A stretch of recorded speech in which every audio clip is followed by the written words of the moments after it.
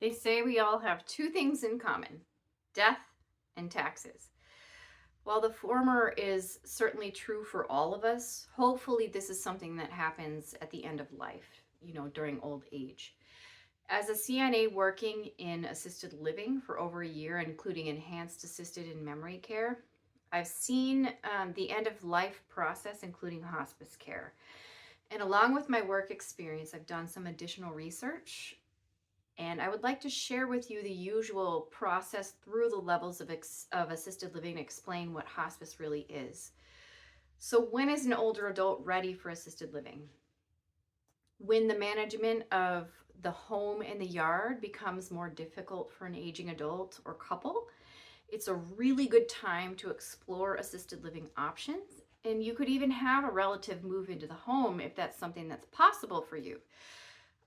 Prepare a clearly defined will and power of attorney document. And according to the credit agency Experian, it's never too early for someone to include a power of attorney document as a part of their estate plan. And some common reasons to get power of attorney for a loved one are simply that they're aging, they're leaving the country for an extended period of time, or they're in the military and they're deploying out of the state or the country.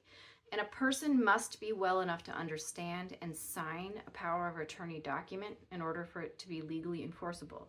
So if your loved one has had a stroke and they end up with aphasia where they can't speak, you cannot get power of attorney easily without a really good pre-written power of attorney document.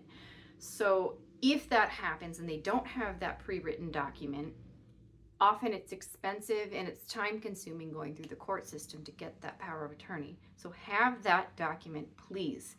And depending on the physical and mental condition of your aging loved one, entry into standard assisted living, long-term care, or memory care may be most appropriate. And standard assisted living has like a la carte options for cares and assistance because these people are typically more independent.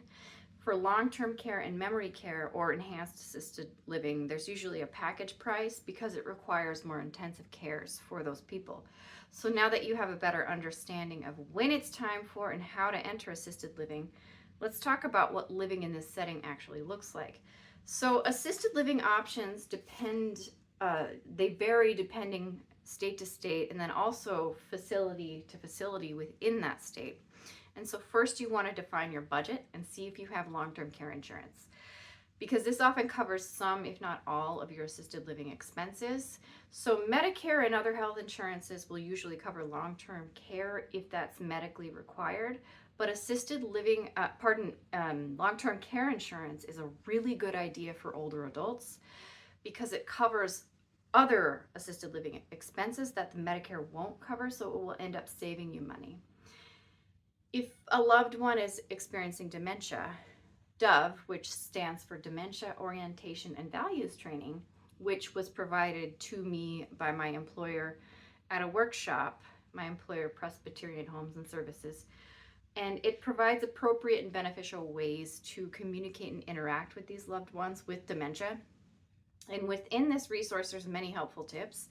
One in particular is the 5 ways we can help answer difficult questions, and their reality orientation, validation, therapeutic fibbing, redirection, and lying.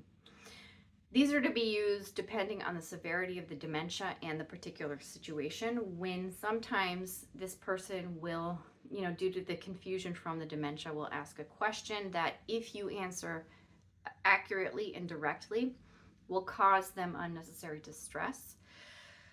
So you use these tactics and tools to prevent that distress. And now it's time to discuss what hospice and palliative care are and when they can be used. They can be beneficial for your loved one. Hospice Nurse Julie on YouTube, absolutely love her, gives a great explanation on the differences between hospice and palliative care. And it's titled The Differences Between Hospice Care versus Palliative Care.